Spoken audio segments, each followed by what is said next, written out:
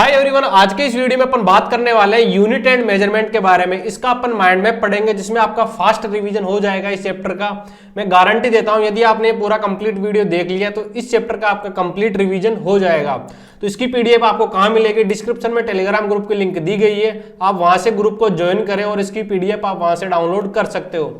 आज के इस वीडियो में अपन कंप्लीट रिवीजन करने वाले हैं यूनिट एंड मेजरमेंट का।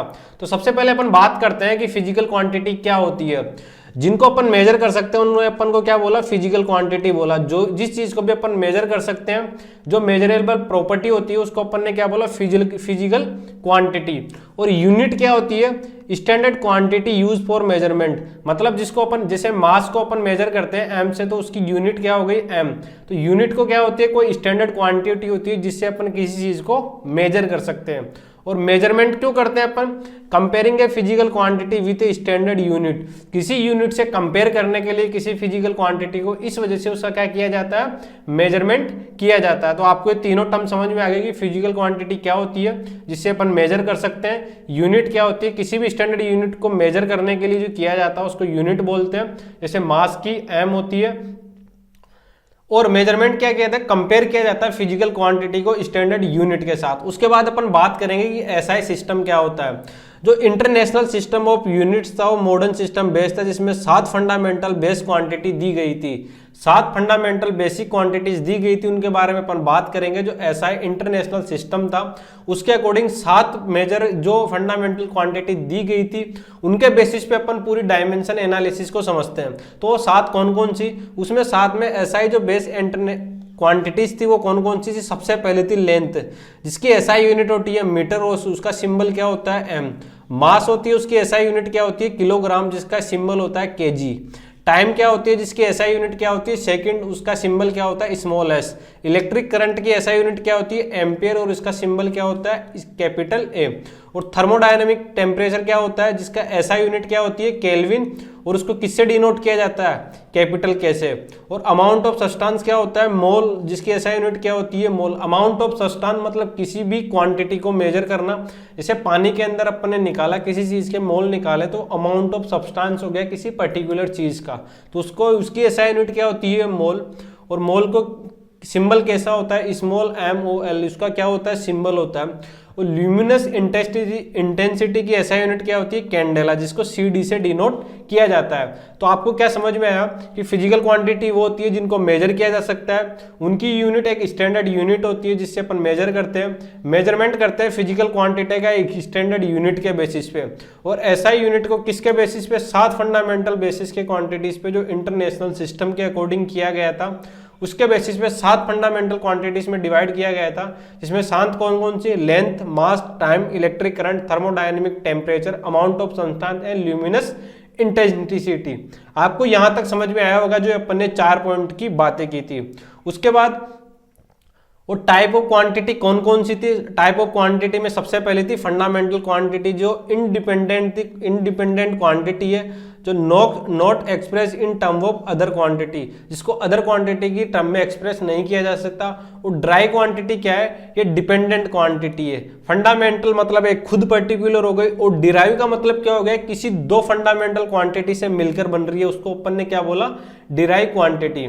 Express in term of physical fundamental quantity, मतलब फंडामेंटल तो क्या हो गई? जैसे मास हो गया, एक पर्टिकुलर क्वांटिटी हो गई, तो वो किस में आ गई? फंडामेंटल में। और डिराइव का मतलब क्या हो गया कि वो 2 या 2 से ज्यादा क्वांटिटीज से मिलकर बन रही है, उसको अपन ने क्या बोला? Derive fundamental quantity. अब ये आपको कुछ प्रीफिक्स याद रखने की, टेरा 10 की पावर 12 होता है, गीगा को जी बोलते हैं जिसको 10 की पावर 9 होता है, मेगा 10 की पावर 6 होता है, किलो 10 की पावर 3 होता है, हेक्टर 10 की पावर 2 होता है, और डेका 10 की पावर 1 होता है। तो आपको ये सब याद होने चाहिए कि किसको? डेसी को अपन क्या बोलते हैं? 10 की पावर -1, सेंटी को 10 की पावर -2, मिली को 10 की पावर -6 और माइक्रो को 10 की पावर -6, नैनो को 10 की पावर -9 और पीको को 10 की पावर -12। तो आपको ये याद होना चाहिए। तो अपन ने पहले माइंड मैप के पहले पेज में अपन ने क्या पढ़ा कि फिजिकल क्वांटिटी जो जिनको मेजर कर सकते हैं उनकी यूनिट होती है और उनको मेजरमेंट किया जाता है। और एसआई सिस्टम के अकॉर्डिंग इनको बांटा गया 7 फंडामेंटल बेसिक क्वांटिटी में। अपन ने बाता कि क्वांटिटीज क्या होती है? 2 टाइप की होती है, फंडामेंटल क्वांटिटीज और derive quantity. Fundamental fundamental quantity वो होती है जैसे मास हो गया तो वो क्या होगी, एक फंडामेंटल क्वांटिटी। डिराइव क्वांटिटी क्या होती है, जो दो या दो से ज्यादा फंडामेंटल क्वांटिटी से बनी होती है, मतलब वो किसी दूसरे के ऊपर डिपेंड करती है। फिर अपन ने 7 SI बेस क्वांटिटी की बात की, जिसमें लेंथ आ गया, मास आ गया, टाइम आ गया, इलेक्ट्रिक करंट आ गया, थर्मोडायनेमिक टेम्परेचर आ गया, अमाउंट ऑफ सब्सटेंस आ गई और ल्यूमिनस इंटेंसिटी आ गई। फिर अपन ने बात की उनके SI प्रीफिक्स की, मतलब जो आपको याद रखने हैं कि टेरा को 10 की पावर 12 बोलते हैं, गीगा को 10 की पावर 9 बोलते हैं, मेगा को 10 की पावर 6 बोलते हैं, किलो को 10 की पावर 3 बोलते हैं, हेक्टो को 10 की पावर 2 बोलते हैं।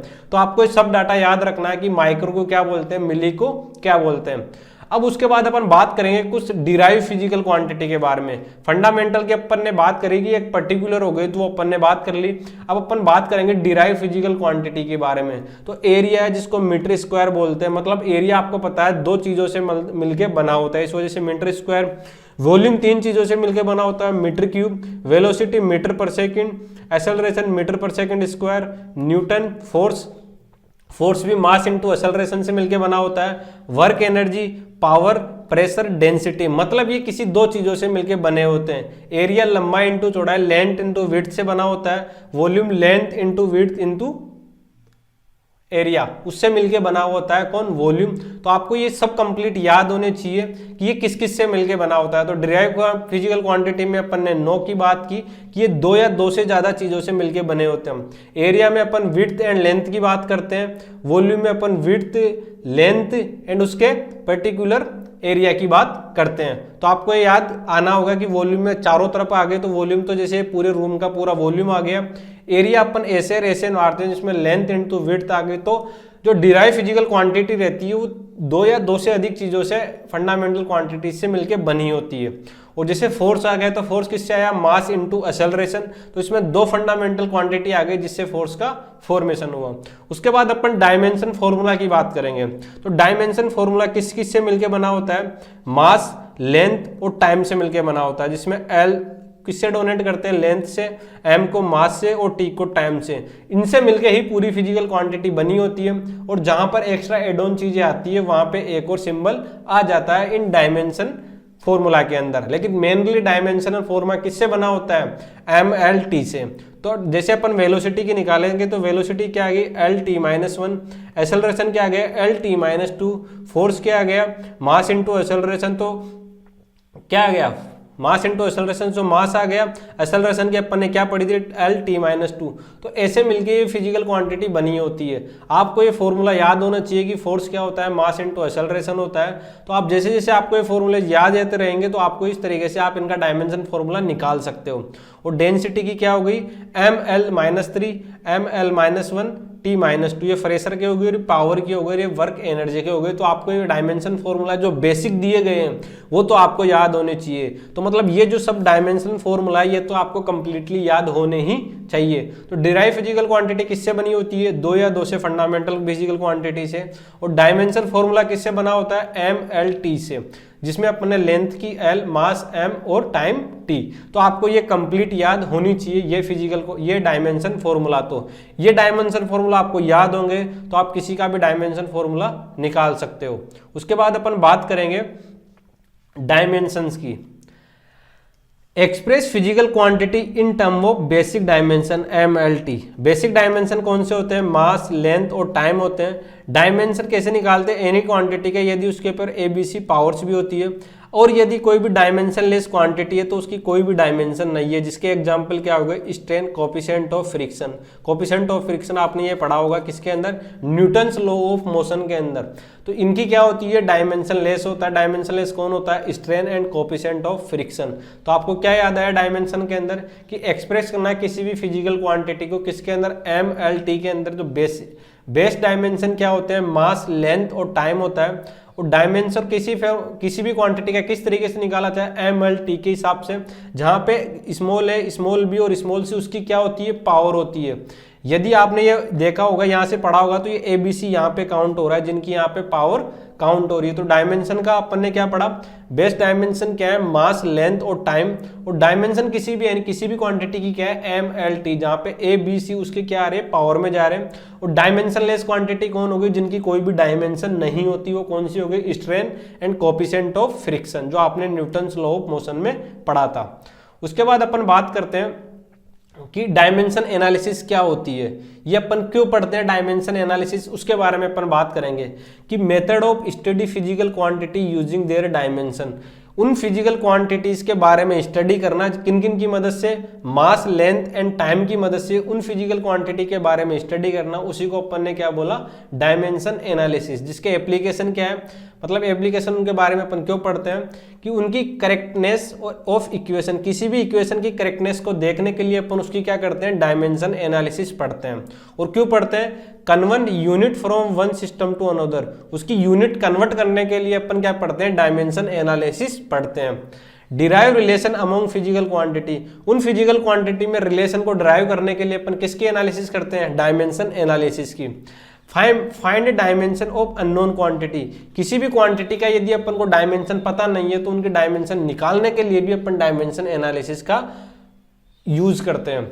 और क्या करते हैं, last obtain missing power of in A equation, यदि किसी पावर में कोई भी चीज मिसिंग है तो उसको भी निकालने के लिए अपन किसका यूज करते हैं, डायमेंशन एनालिसिस का। तो डायमेंशन एनालिसिस का क्या यूज हो गया कि उन फिजिकल क्वांटिटी की डायमेंशन की स्टडी क्यों करते हैं अपन, क्योंकि उसके एप्लीकेशन में अपन ने क्या पढ़ा, किसी भी इक्वेशन को करेक्ट करना और किसी भी यूनिट को कन्वर्ट करना और किसी भी फिजिकल क्वांटिटी को ड्राइव करने के लिए और किसी भी अननोन फिजिकल क्वांटिटी के डायमेंशन याद करने के लिए अपन डायमेंशन एनालिसिस करते हैं। उसके बाद किसी भी इक्वेशन के अंदर यदि उसकी पावर मिसिंग हो, उसको अपन को फाइंड करना हो, तो किसकी मदद से करते हैं, डायमेंशन एनालिसिस की मदद से। तो ये चैप्टर आपके लिए इस वजह से इंपॉर्टेंट है क्योंकि आप आगे जैसे जैसे फिजिक्स में पढ़ते जाओगे तो वहां पे आपको कहीं जगह डायमेंशन एनालिसिस की यूज करना पड़ेगा। इस वजह से आपको यहाँ पे कंसेप्ट आपका क्लियर होगा। किसी भी दो क्वांटिटी की यदि आपको डायमेंशन पता होगी तो आप थर्ड की डायमेंशन वहां से निकाल सकते हो। अब उसके बाद थर्ड अपन बात करेंगे कि चेकिंग करेक्टनेस ऑफ इक्वेशन। ये अपन ने पढ़ा कि इक्वेशन को करेक्ट करने के लिए अपन क्या पढ़ते हैं, dimension analysis.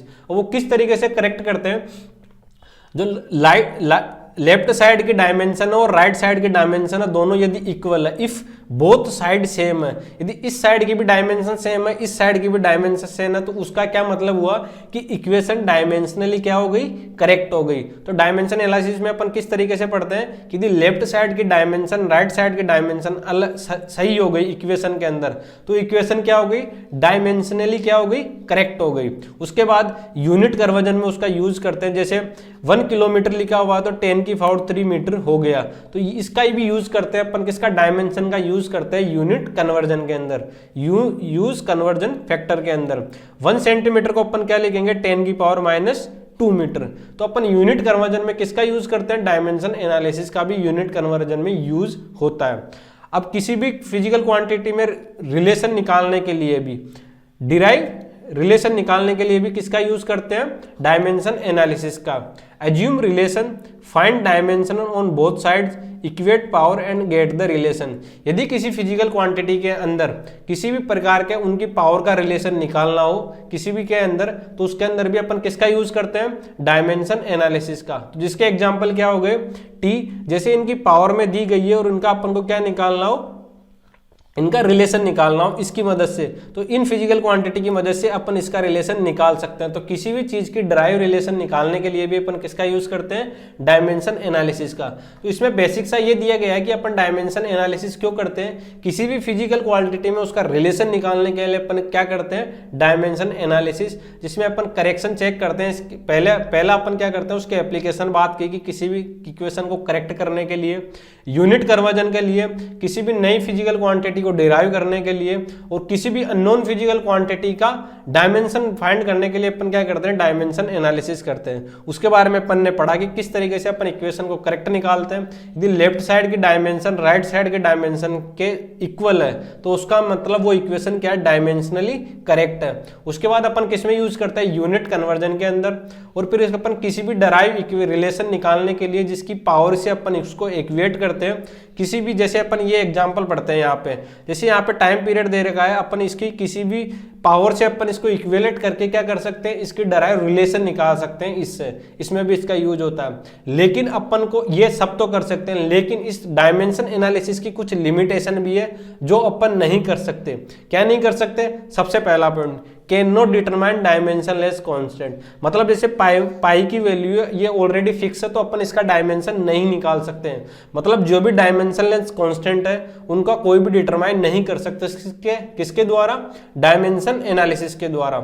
Can not decide addition और सब्ट्रैक्शन, प्लस माइनस भी अपन नहीं कर सकते। किसके द्वारा? इसके द्वारा डिसाइड नहीं कर सकते। किसके द्वारा? डायमेंशन एनालिसिस के द्वारा। अब ये क्या कर सकता है? Third, can not give relation involving trigonometry, log, exponential function के अंदर, जैसे साइन थीटा कोस थीटा के अंदर क्या कर सकते हैं, इनके अंदर कोई भी रिलेशन नहीं निकाल सकते। किसके द्वारा? डायमेंशन एनालिसिस के द्वारा। Does not tell anything about exact form of the equation, ये एग्जैक्ट फॉर्म इक्वेशन के बारे में भी कुछ नहीं बता सकते कि ये इक्वेशन इसके इक्वल है या इसके नहीं है। Need correct physical inside first, इनको सबसे पहले क्या होनी चाहिए, उस चीज की फिजिकल क्वांटिटी पता होनी चाहिए, तब ये किसी भी की क्या निकाल सकते हैं, उसके इनसाइड्स बाहर निकाल सकते हैं कि ये एग्जिस्ट होगी या नहीं होगी। तो ये 6 लिमिटेशन है जो आपको याद होने चाहिए कि डायमेंशन एनालिसिस से अपन क्या नहीं कर सकते। उसके बाद अपन बेसिक रूल के बारे में बात करेंगे। इनके बेसिक रूल क्या है, जब आप अपन सिग्निफिकेंट फिगर के बारे में बात करेंगे कि सिग्निफिकेंट फिगर की क्या है, बेसिक रूल क्या है। अब इसमें क्या है, all non zero digit are significant, यदि सभी नॉन जीरो डिजिट है वो क्या होगी, सिग्निफिकेंट होगी। तो यहाँ सिग्निफिकेंट फिगर कितने हो गए, 3। Zero between non zero digit are significant, यदि किसी नॉन जीरो डिजिट के बीच में जीरो है तो वो क्या हो गया, सिग्निफिकेंट फिगर हो गया। तो यहाँ पे कितने हो गए, 3 सिग्निफिकेंट फिगर हो गए। तो आपको ये रूल है जो आपको याद रखना कि जो नॉन जीरो डिजिट है वो क्या है, सिग्निफिकेंट है, और zero between non zero digit क्या है, सिग्निफिकेंट है। यदि किसी नॉन जीरो के बीच में जीरो आ रहा तो वो क्या है, एक सिग्निफिकेंट फिगर है। उसके बाद थर्ड अपन बेसिक रूल के बारे में बात करेंगे, leading zero left side, leading zero left side, और first non zero digit, first non zero digit क्या है, आर नॉट सिग्निफिकेंट। यदि पॉइंट के इधर क्या आ रही है, जीरो आ रही है, और नॉन जीरो डिजिट के बीच में भी लेफ्ट साइड में जीरो आ रही है, तो वो क्या होगी, नॉट सिग्निफिकेंट। तो इसमें सिग्निफिकेंट कितने हो गए, 2 सिग्निफिकेंट फिगर हो गए। और उसके बाद फोर्थ क्या है, trailing zero in a decimal number are significant. यदि ट्रेलिंग जीरो और वो सिग्निफिकेंट फिगर के मतलब पॉइंट के बाद आ रही है तो वो क्या होगी, सिग्निफिकेंट होगी। तो आपको ये रूल आपको याद रखने हैं, आपको कुछ नहीं करना है, इसका कोई भी शॉर्टकट नहीं है। तो आपको ये बेसिक रूल याद होने चाहिए कि कौन सिग्निफिकेंट होगा और कौन सिग्निफिकेंट नहीं होगा। उसके बाद fifth, trailing zero in whole number are significant. Trailing zero in whole number मतलब यदि इस पॉइंट के पहले पहले जीरो आ रही है तो ये क्या हो गई, सिग्निफिकेंट हो गई। और यदि वोल नंबर के बाद सिग्निफिकेंट आ रही है और उसके बाद कोई भी डेसिमल नहीं है, कोई भी पॉइंट नहीं है, तो वो क्या होगी, एक ही सिग्निफिकेंट फिगर होगी, ये काउंट नहीं होगी। यदि ये डेसिमल के बाद आ रही है तो, यदि उसके बाद डेसिमल आ रहा है या डेसिमल के बाद आ रही है, तो यहाँ पे कुछ भी नहीं आ रहा, तो यहाँ पे कितने हो गए, एक सिग्निफिकेंट फिगर हो गए। तो आपको ये 5वां पॉइंट भी याद रखना है। तो आपको ये बेसिक रूल याद होने चाहिए। उसके बाद अपन बात करेंगे एग्जैक्ट नंबर के बारे में। नंबर ऑब्टेन बाय काउंटिंग और define exactly have infinite significant figure. यदि अपन ऐसे काउंट कर रहे हैं 1 2 3 4 और ये काउंटिंग में चलता रहता है, तो यहाँ पे सिग्निफिकेंट फिगर कितने काउंट करेंगे अपन, इनफाइनाइट। कितने करेंगे, इनफाइनाइट सिग्निफिकेंट फिगर काउंट करेंगे। और यदि 1 मीटर है और वो किसी डिफाइन के अंदर है तो उसको भी अपन क्या बोलेंगे, इनफाइनाइट सिग्निफिकेंट फिगर। तो आपको याद रखना चाहिए कि वो एग्जैक्ट नंबर दे रखा है और वहां पे यदि वो काउंटिंग में चलते जा रहा है 1 2 3 4 5 और ऐसे 12 तक इनफाइनाइट तक चलते जा रहा है, तो उसको अपन क्या बोलेंगे, इनफाइनाइट सिग्निफिकेंट फिगर। और यदि 1 मीटर दिया हुआ तो वहां पे क्या करेंगे, जो किसी डिफाइन के अंदर है, मतलब 1 मीटर 100 मीटर ऐसे दिया हुआ तो क्या है, इनफाइनाइट सिग्निफिकेंट फिगर। उसके बाद अपन बात करेंगे operation with significant figure. Addition और सब्ट्रैक्शन के अंदर किस तरीके से सिग्निफिकेंट फिगर को देखा जाता है। Result should be have the same number of decimal places as the least precise measurement. मतलब यदि अपन 2 क्वांटिटी को मेजर करते हैं और उनको ऐड करते हैं या सब्ट्रैक्ट करते हैं तो उनका जो लीस्ट प्रिसाइज मेजरमेंट है, मतलब अपन कितनी कम डेसिमल के अंदर उसको रख सकते हैं, वो उसका सिग्निफिकेंट फिगर कहलाता है। जैसे अब अपन 2.35 या प्लस 1.1 को अपन इन दोनों को ऐड करते हैं तो 3.45 आता है। तो अपन इसको कितना लिस्ट मतलब मिनिमम सिग्निफिकेंट फिगर रख सकते हैं, तो इसका कितना रख सकते हैं, 3.45। अब यहाँ पे इसके बाद 5 आ रहा तो यहाँ पे 3.5 लिख देंगे अपन डायरेक्ट। ये रूल आपको यहाँ पे समझ में आएगा, 3.5 लिख देंगे। और उसमें मल्टीप्लिकेशन और डिवीजन में क्या करेंगे अपन को, यहाँ पे भी क्या रखना है, लिस्ट रखना है। Result should have the same number of significant figures as the least precise term. Least मतलब सबसे कम जितने सिग्निफिकेंट फिगर अपन रख सकते हैं। जैसे अपन ने 4.52 को 2.1 से मल्टीप्लाई किया तो कितने आए, 9.492, जिसमें 9.5 इसको लिख सकते हैं क्योंकि 4 के बाद वाली जो है वो 5 से बड़ी है या 5 के बराबर है। तब अपन एक इसमें क्या बढ़ा सकते हैं, आगे वाले में 1 बढ़ा सकते हैं। तो अपन ने इसको क्या लिख दिया, 9.5। तो आपको significant figure addition and subtraction में समझ में आएंगे और मल्टीप्लिकेशन और डिवीजन में भी समझ में आएगी कि जितना मिनिमम है उतना अपन रख सकते हैं किसके अंदर, एडिशन सब्ट्रैक्शन और मल्टीप्लिकेशन और डिवीजन के अंदर। अब अपन राउंडिंग ऑफ किस तरीके से करते हैं, राउंडिंग ऑफ का रूल ये रहता है, इफ नेक्स्ट जो डिजिट है, अपन 2 डिजिट के पॉइंट के आगे 1 डिजिट है, उसके आगे कौन सी डिजिट है, अगली जो नेक्स्ट डिजिट है वो 5 से कम है तो उसको अपन ड्रॉप कर देंगे। मतलब उसको अपन काउंट नहीं करेंगे। जैसे इस एग्जांपल में देख सकते हो आप 2.364 आ गया, तो 6 के बाद क्या आ गया, 4 आ गया, मतलब ये इससे क्या हो गई, कम हो गई। तो अपन क्या करेंगे, इसको ड्रॉप कर देंगे, इसको नहीं लिखेंगे तो सिग्निफिकेंट फिगर कितने आ गए, 3 सिग्निफिकेंट फिगर आ गए, तो मतलब 2.36 ही रह जाएगा। अब यदि नेक्स्ट डिजिट 5 के बराबर या उससे बड़ी है तो अपन क्या करेंगे, 2.367 आ गया, तो 6 के बाद क्या आ गई, 5 से बड़ी आ गई, तो अपन यहाँ पे 6 से उसको क्या कर देंगे, 2.37 कर देंगे। तो यहाँ पे कितने आ गए, 3 सिग्निफिकेंट फिगर आ गए। तो आपको राउंडिंग ऑफ भी समझ में आ गया और सिग्निफिकेंट फिगर के बेसिक रूल भी पता लग गए होंगे और एग्जैक्ट नंबर भी आपको समझ में आ गया। यदि कोई काउंटिंग चलती रहती है 1 2 3 4 5 इनफाइनाइट तक, तो उनमें कितने हो गए, इनफाइनाइट सिग्निफिकेंट फिगर। और यदि कोई फिक्स डिफाइंड मेजरमेंट है जैसे 1 मीटर 100 मीटर, तो उसमें भी क्या हो गए, इनफाइनाइट सिग्निफिकेंट फिगर हो गए होंगे। और एडिशन और सब्ट्रैक्शन, मल्टीप्लिकेशन और डिवीजन में अपन ने क्या पढ़ा कि उनमें जितना अपन लिस्ट प्रिसाइड टर्म रख सकते हैं, मतलब जितना लिस्ट अपन उनमें सिग्निफिकेंट फिगर रख सकते हैं उतना अपन को रखना होगा। उसके बाद ये आपको क्विक चेक आप यहाँ पे याद रख देते हैं, non zero digit all significant, zero between significant, leading zero not significant, trailing zero decimal के बाद क्या हो गई, सिग्निफिकेंट हो गई, ट्रेलिंग जीरो नो डेसिमल हो गई तो क्या, significant only if decimal return. ये आपको याद रखना है, ये बेसिक रूल आपको सिग्निफिकेंट फिगर के याद होने चाहिए। तो आपको ये रूल तो क्या करने हैं, याद करने ही करने हैं। यहाँ पे अपन फास्ट रिवीजन कर रहे हैं, यदि कोई फर्स्ट टाइम देख रहा होगा तो उसको कुछ भी समझ में नहीं आ रहा होगा। अब उसके बाद अपन ने बात की एरर्स के बारे में, तो एरर्स में अपन सबसे पहले किसके बारे में बात करेंगे, सिस्टमेटिक एरर्स के बारे में बात करेंगे। Same in every observation can be minimize, random error मतलब same in every observation but ये कैन भी क्या हो सकती है, कम हो सकती है। उसके बाद random error, vary in magnitude and sign, ये किस किस में वेरी करती है, मैग्नीट्यूड में और उनके साइन में वेरी करती है। फिर उसके बाद अपन ने बात की ग्रॉस एरर्स के बारे में, blunders due to carelessness should be avoided, किसकी वजह से होती है, अपनी केयरलेसनेस की वजह से। कौन सी होती है, ग्रॉस एरर्स होती है, पर लेकिन इनको अवॉइड किया जा सकता है। उसके बाद इंस्ट्रूमेंटल एरर, जो अपने इंस्ट्रूमेंटल जब अपन करते हैं सिग्निफिकेंट फिगर एंड ऑल, तब जो एरर होती है उसको अपन ने क्या बोला, instrumental error. Due to imperfect instrument, अब यदि अपने परफेक्ट जो अपने इंस्ट्रूमेंट है यदि वो परफेक्ट नहीं है तो उसकी वजह से एरर होती है। इस वजह से ये भी क्या की जाती है, कैन बी रिड्यूस, ये भी कम की जा सकती है। अब उसके बाद अपन एरर्स को किस तरीके से डिफाइन करते हैं, मेजर ऑफ एरर सबसे पहली होती है एब्सोल्यूट एरर, उसके बाद रिलेटिव एरर और परसेंटेज एरर। इनके फॉर्मूले आपको याद होने चाहिए। चेंज इन एक्स को क्या बोलेंगे अपन, absolute error, X measure value minus X true value. Relative error का फॉर्मूला क्या हो गया, change in relative error upon measure value upon true value. Percentage error को अब change in measure value upon change in true value into 100, ये क्या हो गई, परसेंटेज एरर। तो आपको ये मेजर 3 टाइप की एरर याद रखनी है, परसेंटेज एरर, रिलेटिव एरर और परसेंटेज एरर। अब प्रोपेगेशन ऑफ एरर्स अपन किस तरीके से पढ़ेंगे, if Z depend on X and Y, Z क्या है, फंक्शन किस किस के ऊपर डिपेंड है, एक्स और वाई के ऊपर। तो इसमें 3 तरीके के फॉर्मूले बन सकते हैं जो आपको ये फॉर्मूले याद रखने हैं।